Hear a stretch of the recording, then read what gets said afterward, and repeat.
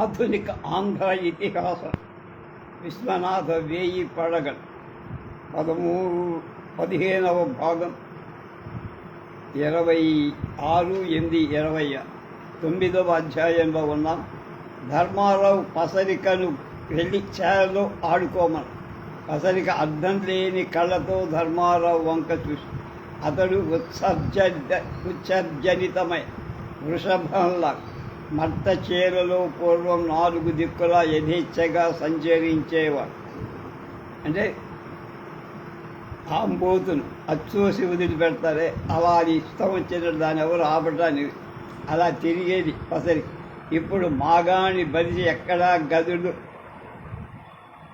కదలటానికి వీలు లేకపోయి, కానీ తూర్పు వైపున పూర్తిగా మాగాణి పడమటనున్న కాలువ నీరు తూర్పు మెట్ట పొలాలకు ఎక్కడం, తూర్పు నుండి మరొక కాలువ తెప్పించాలని జమీందారు ప్రయత్నం. ధర్మారావు పసరికను తూర్పుకు పొమ్మని తాను తన ఇంటి ముఖం పడి మర్నాడు రంగారావు చంద్రనగరం నుండి రావడం. ఆనాడు శుక్లాష్టమి, వెన్నెలలు విరియుగాస్తున్నాయి. రాత్రి అరదాము పొద్దుపోయే వరకు గాలి చల్లబడల. మాగాణి కోసిన పొలాలన్నీ నెరియలు ఇచ్చాయి. తూర్పు వైపున మెత్త మీద పైరు పచ్చలు ఈ వెచ్చదనం వల్ల కరగట్లేదు. రంగారావు మేడపై భాగాన కూర్చొని సరోజినీదేవి గారిని గురించి ఆలోచిస్తే ఆమెకు తనకు ఏమో దూరం అవుతోందని తోచి, తనకు ఆమె మీద పూర్వం ఉన్నంత ప్రేమ లేదా? ఆమె నూతన అభిప్రాయాలకు అనుగుణంగా ఉండాలని అతని ఉద్దేశ్యం. ఆమె పూర్వాచార పరాయణుల. ఒకసారి చెన్నపురిలో గవర్నర్ గారికి త్రిపాఠి ఇచ్చిన రంగారావు తన భార్యను కూడా రమ్మని. ఆమె రాల. గవర్నర్ గారు అడిగి ఆయన భార్య ప్రశ్న, మీ దేశాల్లో ఇంతే, స్త్రీలకు స్వాతంత్రం ఇవ్వరు, మేము అభిప్రాయాలు కలవాళ్ళం అంటారు మీరు, మీ భార్యలకు మాత్రం ఘోష వదలు అని గవర్నర్ భార్య ఎత్తిపడి. ఆనాడు రంగారావు భార్యతో ఇదంతా చెప్పి ఆమె తాను చెడ్డ కోతి వనమంతా చేర్చిందని రంగారావుకి చాలా కోపం వచ్చి, అది వరకు వాళ్ళిద్దరి మధ్య ఉన్న ఎడం ఈ సందర్భంగా మరింత పెరిగి. తర్వాత భార్యాభర్తలిద్దరూ సరగా మాట్లాడినారు. సుబ్బన్నపేట వచ్చిన తర్వాత రాణిగా తన త్రోవ తానే తప్ప రంగారావు వచ్చినా పోయిన విచారణ చెయ్యలే. రంగారావు గారు రాత్రి కూర్చొని ఉండి పరిచారకుడిని పిలిచి రాణిగారి కబురు పంపారు. సరోజినీదేవి రావచ్చు అని అనుజ్ఞ ఇచ్చారు. రంగారావు వెళ్ళాడు. గదిలో దీపం వెలుగుతోంది. రాణి మొగంలో పెద్ద కుంకుమ బొట్టు పెట్టి ఎర్రని జరీ చీర ధరించి సోఫాలో కూర్చు. రంగారావు గారు లోపలికి పోవడంతో ఆమె లేచి నిలబడి, ఇది వరకు అలా కాదు రావు గారు, ఇదేమన్నాడు. ఆమె ఏది అన్నాడు. రంగారావు, నేను వస్తే నువ్వు నిలచుండాలా అన్నాడు. ఆమె సతికి పతి దైవం, వేణుగోపాల స్వామికి నా భర్తకు భేదం లేదని. రంగారావు పరిహాసంగా నవ్వు. పక్కనున్న బల్ల మీద రంగారావు ఛాయాపడం దంతపు కైవారంలో ఇమిడ్చబడి ఉన్నది, అంటే ఫ్రేమ్ అంట. దానిపైన పూజ చేయబడి ఉన్నాయి. రంగారావు అది చూశాడు. అతడు సరోజినీదేవి చూసి, ఇది మీరేనా చేసిందే? అలా అనరా, మీరు నన్ను ఇంకా నువ్వనే అన్నారు. రంగారావు మనసులోని తన జమీందారీ ఫాయిదా అంతా పోయినట్టు అనిపించి అతడేదో ఆలోచన చేసి మళ్ళా తిరిగి వెళ్ళిపోతుండగా సరోజిని అతని ఉత్తరీయం పట్టుకొని లాగా. అది అతని కొత్తగా తోచింది. విదిలించుకొని పోయా. మర్నాడు రంగారావు చెన్నపురికి వెళ్ళా. దశమి నాడు ఉదయం స్నానం చేసి సరోజిని పూలు కోసి భర్త ఛాయాపటాన్ని పూజ చేయటానికి వెళ్ళింది. ఆ ఛాయాపటం అక్కడే దాసీవాండ్రని పిలిచి అడిగింది. వారు మాకు తెలియదని. ఒకదాన్ని కోపపడగా బాబయ్య గారు తెచ్చి పెట్టమన్నారు. నేను తీసుకొని వెళ్ళాను. వారు దాన్ని చెన్నపురి తీసుకుపోయారని చెప్పి ఒకానొక దుఃఖ వీచిక దేవి నాభిలో నుండి 2 ప్రక్కలకు మోచేతులతో పొడిచినట్లు పొడిచి హృదయాలకు ఎగద కంఠంలో ధ్వని ఉంటే ఆ గద్గద్యాన్ని సన్నిహిత స్థితికి ప్రయత్నం చేత్ అనర్చబడటం చేత్ ముఖంలో రక్తఛాయలు, కళ్ళలో నెత్తురులు ఉమిశాయి. దాని వెంట కోపం తలుచుకొని వచ్చి నేత్రపద్మాలు నిమీలనాలు చేసి ఆమె వచ్చిన కోపాన్ని గొంతుకలో నుండి కిందికి తొక్కేసి అరగడి అయిన తర్వాత ఆమె ఒక్కటే గదిలో కూర్చొని పరిచారకులందరినీ పంపేసి తన మీద పిడుగు వచ్చి పడినను కొన్న ఆ దాస్ రాణిగారి ఆ నిగ్రహం చూసి బేజారగా రాణి ఆనాడు భోజనం చెయ్యరు. బోనాంబు పెట్టెలో పెట్టి ఉన్న ఆమె గదిలోకి తెచ్చి దాసీది వాళ్ళు ఎదురు చూశారు. ఆమె రాల పోయి మనవి చేయటకెవరికి ధైర్యం చాలదు. 2 జాముల కల్లా భోజనం చేసే రాణి పొద్దు గుంకినా కూడా భోజనం చెయ్య. ఆమెకిష్టురాలైన ఒక దాసి బల అది పోయి బతిమాలి. అది పుట్టినంటే వచ్చిన దాసి అరణమంట. రాణి చివరకు పాలు త్రాగటానికి ఒప్పు. దాసి పరమాన్నం చేసి కోపగించింది. కానీ దాసి మెత్తని కారగించి ఒత్తిడికి ఆరగించి మర్నాడు ఎంత బలవంతం చేసినా ఏకాదశి అవ్వటం వల్ల రాణి ఉపవాసం రోజుకోకొక్క ఎండలు తీవ్రంగా పోస్తాయి. నాగేశ్వర స్వామి పాల నేత్రాల నుండి నిప్పులు ఉమిశాయా అన్నట్టు ఎండలు వాయువీచికల మధ్య ఎర్రని తరంగాలుగా కళ్ళు మిరుమిట్లు గొలిపి ఎండలో తిరిగిన పక్షి శవం మాత్రమే మిగిలి అంబాని అడిచిన గొడ్డు బయటికి వచ్చి కాపు నీరు పెట్టడం. ఇంతకుముందు ఆకుపచ్చన మరి ఇంతలో ఎండి వండై ఒరిగైపోయి ప్రతి పచ్చి ఆకు గజము లోతు తవితే జలలు కొట్టుతున్న సుబ్బన్నపేట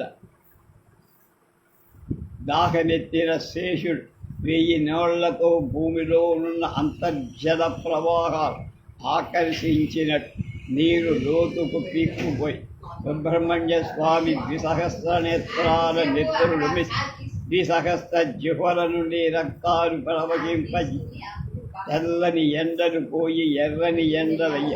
పచ్చని ఆపన్న లేకపోవటం చేత చూసినంత మేర తగలబడిపోయి 2 జాములు దాటి పొద్దు వాటారిన పొద్దుతో ఎండ ఎర్రనితనం తగ్గిందే కానీ వ్యస్తధనాలు హెచ్చుగానే శోషపడిన ప్రాణ చెవులు రింగుమన్నట్టు పోరుగాలి ఈ చెవి నుండి ఆ చెవికి బూదే. మనిషి కదల్ల పిత్త ఆడలు పొద్దు గుంక వచ్చే కొద్దిగా బల్లతో చల్లబడినట్టు అనిపించింది. రాణిగారు అద్దాల బండి ఎక్కి దేవాలయానికి వెళ్ళి దేవాలయంలో పురుషులందరూ పంపివేయబడి రాణి దిగి చెరువులో పాద ప్రక్షాళన చేసుకోవటానికి వెళ్ళి అక్కడ 3 స్త్రీలున్నారు. రాణి అందులో ఒకరితైన ఎరుగులు కానీ ఆమె ఎవరో ఎరగ. ప్రతి ఏకాదశి నాడు దేవాలయంలో ఆమెను చూస్తారు. తక్కిన 2 చూడలు. రాణిగారు వచ్చినప్పుడు దేవాలయం అంతర్భాగంగా అర్చకులు పురుషులు కాదే కాదు స్త్రీలను కూడా ఉండని. కానీ దేవదాసి పొమ్మను దేవదాసి రాణి దేవాలయంలో ఉన్నంతసేపు ముఖమండపంలో కూర్చొని ఆమె గొడవలు తెలియని స్థితిలో నుండి ఏమో ఆలోచిస్తున్నట్టు. రాణి ఆమెతో ఎన్నడూ మాట్లాడలే. రాణికి ఆమె ఎవరో కూడా తెలియదు. ఇవాళ 3 స్త్రీలు ఆమెకు కనబడితోనే ఆమెలో ఉన్న జమీందారీతనం బయటికి పక్కనున్న దాసితో వీరెవరు వీరిని బయటకి ఏల పంపించలేదు అన్నారు. దాసి వారిని పిలిచి బయటికి పొమ్మని చెప్పబోతుంది. రాణి ఏమనుకున్నదో వద్దని వారి వద్దకే వెళ్ళి దేవదాసి కాక అక్కడ ఉన్న 2 అరుంధతి రథంతరు. వారు 3 ఏదో ప్రసంగించుతారు. రథంతరి చెల్లెలా అరుంధతి, ఊరిలో నువ్వు సంవత్సరం లేదు. గిరిక మీద నీ మీద బెంగ పెట్టుకొని బెంగ నా మీద ఎందుకమ్మా? గుడిలో స్వామి ఉన్నాడు కదా. స్వామి తరువాత స్వామి చెల్లెలు సుభద్ర అంత దానవు నువ్వున్నావు కదా. స్వామి అప్రత్యక్షమైన భర్త, నువ్వు ప్రత్యక్ష భర్తవు.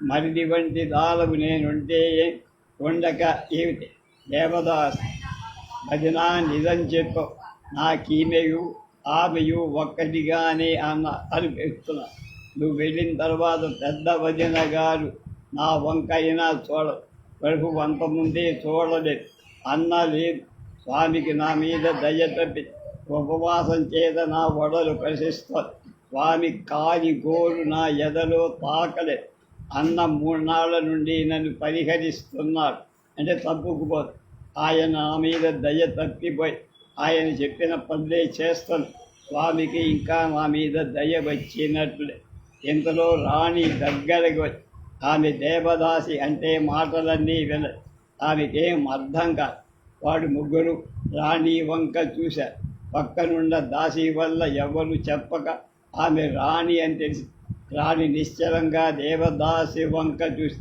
ఆమె సిగ్గుచేత తాబీరులాగా తనలో తాను కుదించుకుపోయి రాణి తక్కిన ముగ్గురిని చూసి ఈమె ఎవ్వరు అని అడిగి రథంతరి ఈమె గోపిక అన్నది దేవదాసి నిలువెల్లా వణికి మెల్లక కాలు జారి నీటిలో పడి అరుంధతి ఆమెను పట్టుకొని బయటికి లాగి తడిసిన గాగరాయంతుడు పిండి రాణి నివ్వెరపోయి రాణి ఈమె ఎవ్వరు ధర్మారావు భార్య అని రథం తరి ధర్మారావు పేరు రాణి 2-3 సార్లు తన మామగారికి పురాణాలు చెప్పడం కొన్నాళ్ళకి అత్తగారికి కూడా చెప్పడం తెలుసు గోపిక ఎవరో తెలియదు గోపిక అంటే ఏమిట దేవదాసి మొగం దీపముగా పెట్టి రథం తెరని కౌగలించుకొని ఏమున్నది ఏమీ లేదు రాణికేదో సందేహం కలిగి ఆ సందేహం కూడా ఇదమిద్దమని నిరూపించడానికి లేకుండా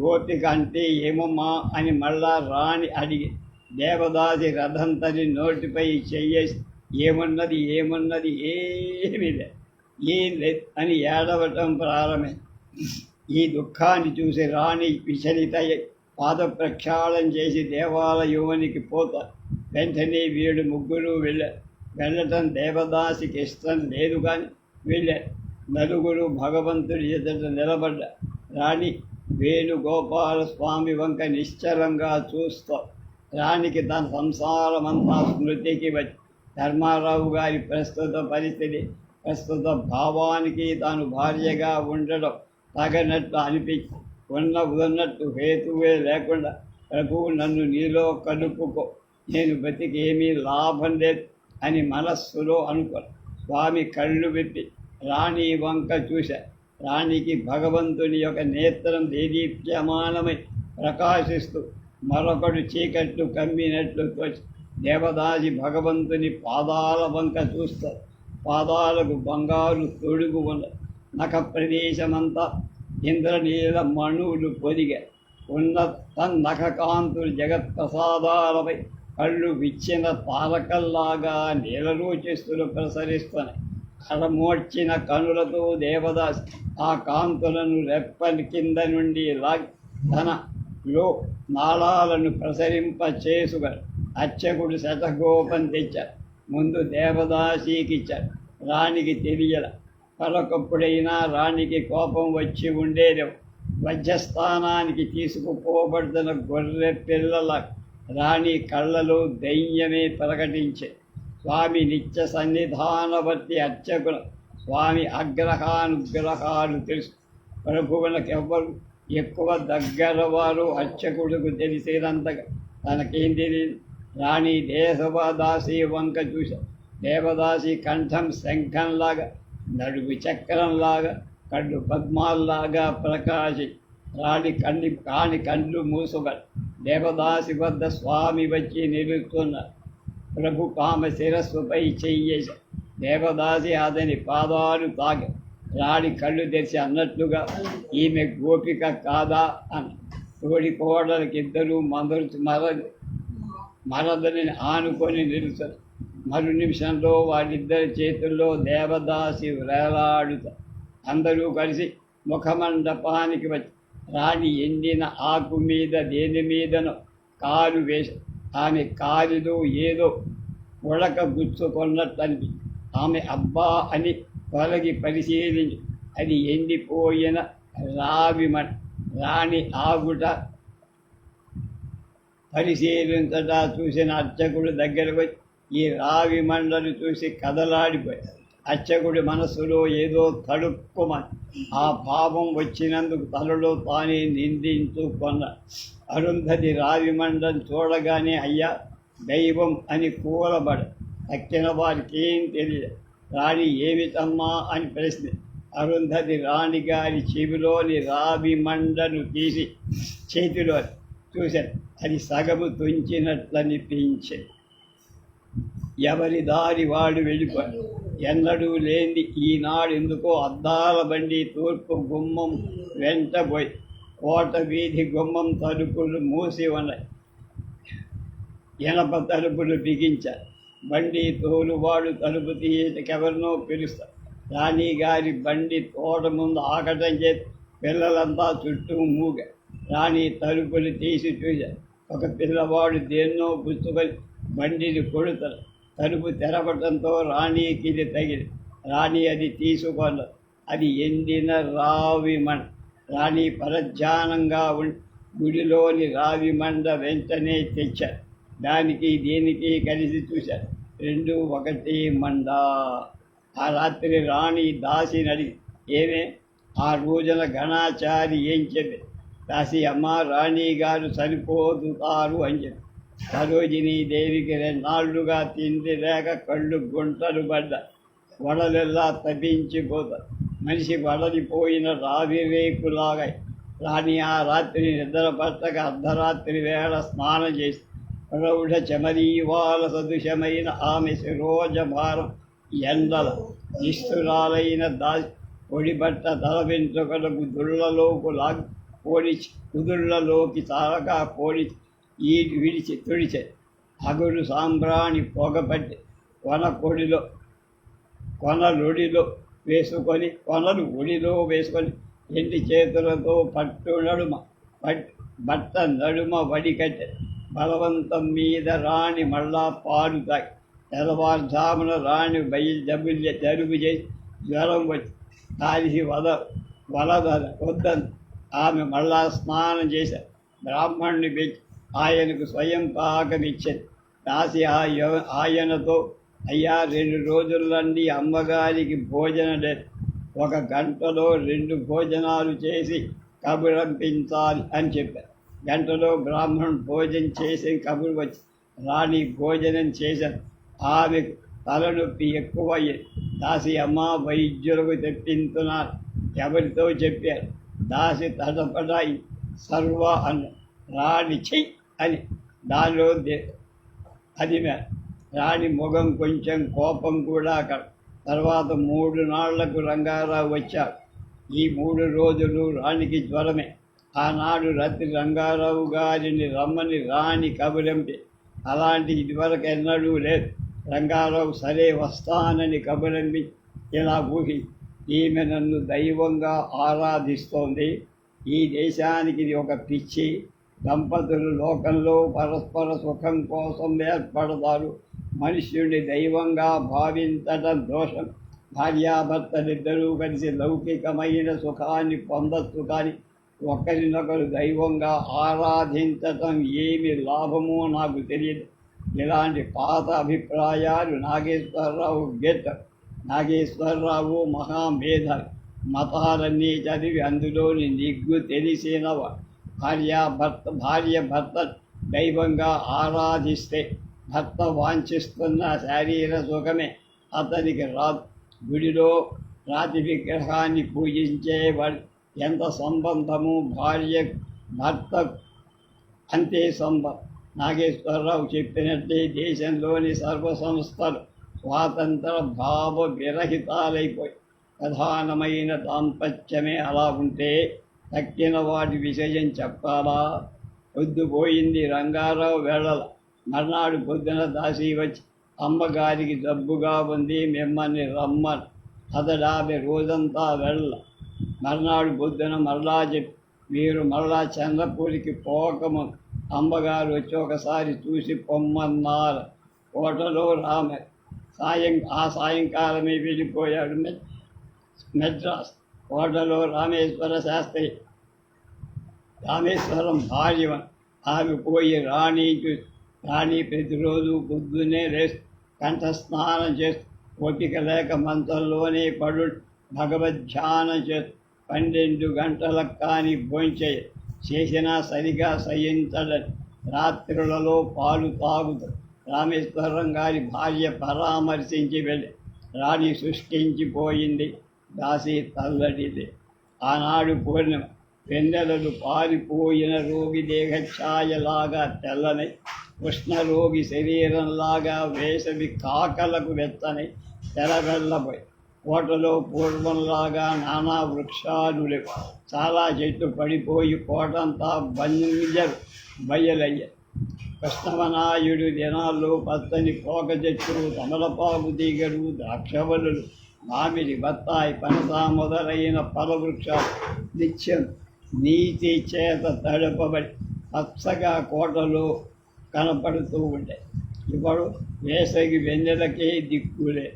మర్నాడు రాణి హరప్పనాయుడిని పిలిపి 10 ఏళ్ల కుర్ర ధరలా వేషం వేసుకొని దొరటోపీ పెట్టి తీసుకొని రాబడి రాణికి అతని చూడంగానే అసహ్యమై తన మామగారి తండ్రి హరప్పనాయుడి చిత్రం పెద్ద గదిలో బొందు చొక్కా, కంగులు తీర్చే కట్టిన పంచె, మెడలో రత్నహారం, చేతులకు సింహ తలాటపు మురుగులు, దండలలో బాహుబలులు, శిరస్సులో కుడివైపున కొరగిన వంకర పాగ, పైన కలికి తురాయి, కాలికి గండపెండారం, పక్కన వేలాడుతున్న కత్తి, బొడ్డున చిన్న హరప్పనాయుడు శౌర్యమెల్లా గూడు కట్టిన మూర్తిలా కలిపి కొడుకైన హరప్పనాయుడిని చూశారు. లాగు, చొక్కా, కూటు, బూట్సు దొరడు. ఆమె మనస్సులో ఒక శతాబ్ది ఆ చివర హరప్పనాయుడు, ఈ హరప్పనాయుడు తల క్రిందులైనట్టుగా తల్లి కుమారుడి దగ్గరకు తీసుకెళ్ళ దొరటోపీ వేసి జరి సందడి పట్టు తెలియంతమ్మ కోటలో వెతికితే అది కనబ. జవహారీలోని గదిలో ఉండవ. అక్కడ రాజుల పట్టాభిషేక ద్రవ్యాలుంటాయి. కిరీటం, రత్నహారాలు, పూర్వపు చొక్క, రాజులు ధరించే సల్లాలు, ఇవన్నీ పాతబడ్డ జవహరీ కింద ఉత్సవాలప్పుడు, పట్టాభిషేకాలప్పుడు ధరించేవిగా దాచబడ్డాయి. ఆ పుట్టు తాళమి చెప్పి పెద్ద కాసావాడి దగ్గర అతడి పేరు వెంకటాద్రికై కబురు వెళ్ళి వెంకటాద్రి రాజుగారి అనుమతి లేక అవి తీయటానికి వీల్లేదని రాణి 50 రూపాయలు అలాంటి ఉత్తరీయం బజారు నుండి తమ్మ. ఒక్క అరగంటలో అది వచ్చాయి. రాణి పరిచారకులందరినీ పంపి కుమారుడి వద్ద కూర్చోబెట్టుకొని ఏది ఓపిక తెచ్చుకొని కూర్చొని కొడుకు వంక తలపాక ఎన్నడూ ఏ పని చెయ్యని ఆమె చేతులు నొప్పిపట్టి తల్లి, నాయన చదువు కొనవానడి. హరప్పనాయుడు, చదువు నమ్ము, నీ షికారుపై చదువు వద్దు, షికారు వెళ్తాను. కాదు నాయన, చదువుకోవాలరా, కొన్నవాడు ఎరగనని. రాణి, బాబు ఆయన చాలా మంచివాడు. మన దేవుడు వేణుగోపాల స్వామికి ధర్మారావుకి చుట్టరకం ఉంది. నువ్వు ఆయన దగ్గర చదువుకో, ఆయన నిన్ను భక్తి కలవాడిగా చేస్తా. నీ తాతగారు ఆయన వద్ద చదువుకున్నారు అన్న. హరప్పనాయుడికి తాతగారంటే ఎందుకో ప్రేమ. 5 ఏళ్ళప్పుడు తాతగారి ఒడిలో కూర్చొని ఉండేవాడు. పక్కన పరిచారకులు లేన కృష్ణమనాయుడు మనుమని తల మీదకెక్కించుకునేవాడు. మనమడు తాత మీసాలు గుంజేవాడు. తాత వేటాడిన పులులు, శివంగులు, కత్తులు, కటాలు మనుమని ప్రదర్శించి చూపించాడు. తాత మనవాళ్ళ మధ్య ఒక విచిత్రమైన అనురాగం ఉండే. పసితనమైన హరప్పనాయుడికి తాతగారి చెయ్యులు ఘాటంగా నాటు చెయ్యుడు చేస్తారు. ప్రకృతి పోల అంచేత అతనికి తాతగారంటే అభిమానం. అతడు అలానా తాత చదువుకున్నాడా? అయితే ధర్మారావు వద్ద నేను చదువుకుంటాను. మర్నాడు రంగారావు మరలా చెన్నపుల్లి వచ్చాడు. రాణి మరలా కబురు చేసి రాల. తదియ చవితి, పంచమి, ఈ 3 రోజులు రంగారావు సుబ్బన్నపేటలో పంచమి నాడు సాయంకాలం దాసిపోయి రాణి రమ్మన్న దావున్నర పొద్దుపోయి రంగారం పోదామా వద్దా అని విచారి జబ్బుగా ఉన్నదట. ఏం జబ్బు ఎక్కువ చేసిందని వర్తమానం లేదే నమ్మదించే ఉంటుంది. మళ్ళా మన మతం, మన సంఘం, మన ఇతరాలు, ఈ సంఘాలు వీటి గురించి విచారణ మొదలవు. రంగారావుకి నిద్ర పట్టల. అప్పుడే చంద్రోదయం అవుతుంది. 5 రోజులు 5 రెంట్లు 10 కళలు వదిలిపెట్టిన చంద్రుడు పంచప్రాణాలు వదిలి వచ్చిన జీవచ్చవల్ల సువిస్పష్టంగా కనబడుతున్న తరిగిన కళలతో బియ్యపు దారపులాగాను రాణి ఇంటికి నడుచుకోండి. దారపు రంగుతో అప్పుడే ఉదయిస్తున్న రంగారావు ఏమనుకున్నాడు? రాణి ఇంటికి నడిచి వెళ్ళా. భర్త రావటం చూసి రాణి లేచి నిలుచుండబోయి పడబోగా దాచిపడి రంగారావు భార్యను పరిశీలించి చూశాడు. ఆమె వడల్లో ప్రాణం లేదు. 10 రోజుల్లో చిక్కి భూమికెల పోగై మంచానికి అంటుకొని మొగంలో కాంతి సౌందర్యం కొత్త వస్తాయి. ఆమె అంత సౌందర్యవతి రంగారావు ఎప్పుడు అనుకోదు.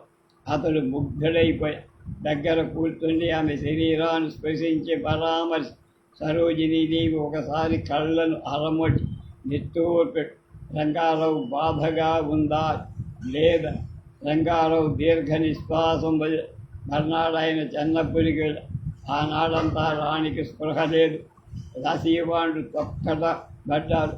వచ్చినవాడాయను ప్రభు మదిపించకుండానే పోయాడేమి. అది వాళ్ళకేం తోచింది కాదు. దశమి నాడు సాయంకాలం హరప్పనాయుడు తను చెందుతున్న కాసావాణ్ణి పెంచుతున్న కాసావాణ్ణి చూసి ధర్మాలయ ఎవర్రా అని అడిగా. ఎందుకు బాబయ్య గారు? కుర్రవాడు మళ్ళా చెప్పల. నల్లని మేఘం ఒకడు విస్తరించి సంధ్యారాగాన్ని ఆక్రమిస్తారు.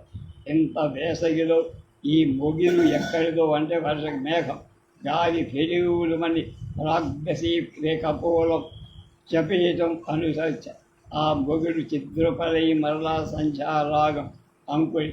మర్నాడు ఏకాదశి. రాణి భోజనం చెయ్యల. దాసిపతి మారి లాభం లేదు. సాయం వేళ కొడుకును వెంట పెట్టుకొని రాణి దేవాలయానికి బయలుదే. రాణి నిలుసొండలా కూర్చొండలా మరి 2 దాసీలు వెంబడించారు. వాడు ముగ్గురు రాణిని పట్టుకొని దేవాలయానికి ఆలయంలో గిరికా అరుంధతులు రథంతరులు ఉన్నారు. వాడికి జ్వరం చేత కళ్ళు తిరిగిపోతుంది. ఆమె దేవదాసి వంక చూసి వీళ్ళు ముగ్గురు తాళ ప్రమాణ వ్యక్తుల్లా కనిపించి పక్కనున్న దాసి వంక ఆమె చూడనే రాణి ఏమో ఊహించ. అరుంధతి రథంతరుల చేత సేవింపబడుతున్న గిరిక పాణి పార్వతుల చేత కొలువబడుతున్న లక్ష్మీదేవిలా అనిపించింది.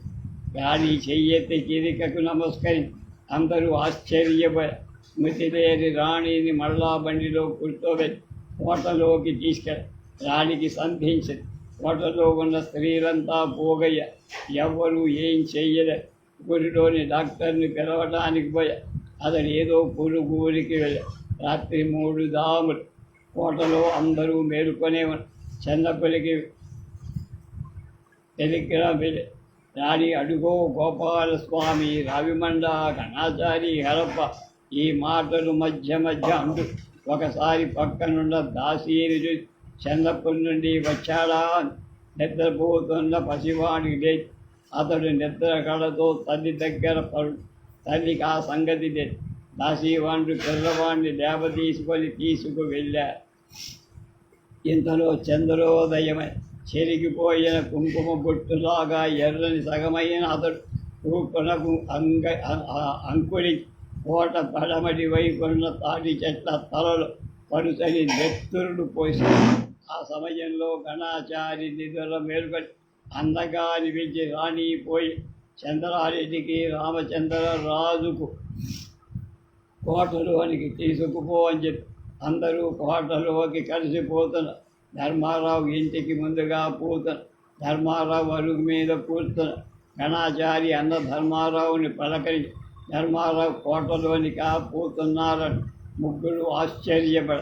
ముగ్గురు కోటలోకి పోయిన తర్వాత రాధాకృష్ణయ్య రామేశ్వరం సర్వారాయుడు వచ్చి పరామర్శ రాణి గారికి ఎట్లున్నది అని అడిగారు. ఒక దాసి వచ్చా రాణి అన్నది లేకుండా పోయిందని. రాధాకృష్ణ ఏమి చేయమిట. అయ్యా పెద్దరాణి చిన్నరాణి ఇద్దరూ చనిపోయారని అందరూ దిగ్భ్రాంతులే. దాసి అన్నది, చిన్నమ్మగారు వేణుగోపాల స్వామి అడుగు నా కోసం వచ్చానని లేచి నెలుసి విరుచుకొని మళ్ళా పడి. తర్వాత ఆమెను చూసినంతనే ఆమెలో ప్రాణాలు. ఎంతలో పెద్దరాణి గారి దగ్గరనున్న దాసి వచ్చి, పెద్దరాణి గారి చనిపోయింది, ఎన్నాళ్ళు కన్ను తెరవని మాట్లాడనని ఆమె ఇంకొక నిమిషానికి చచ్చిపోతుందన కళ్ళు తెరిచి నా తపస్సు ఫలించింది. సంవత్సరం చేసిన తపస్సు స్వామికి సంతోషించిన. అడుగు అడుగు అని లేచి నిలబడి విరుసుకొని పడి. మళ్ళా చూశాను కదా ప్రాణం లేదు. చంద్రుడు పైకెక్క పగిలిపోయిన గాజు ముక్కల సగము విరిగిన కూడా కళకళలాడలే, తళతళ మానలే. సాగర తరంగ పరిధూతమై ప్రత్యక్షమైన తీరం వెండి ముచ్చపు చెప్ప గుల్లలాగా ఎండిన ముచ్చపు చెప్ప గుల్ల తూర్పు సముద్ర తీరమై రాగాకాశం నా వెళ్ళ కింద పడ్డ గోలిక ముడిలాగా ఉన్నాడు. మిగతా విషయాలు రేపు.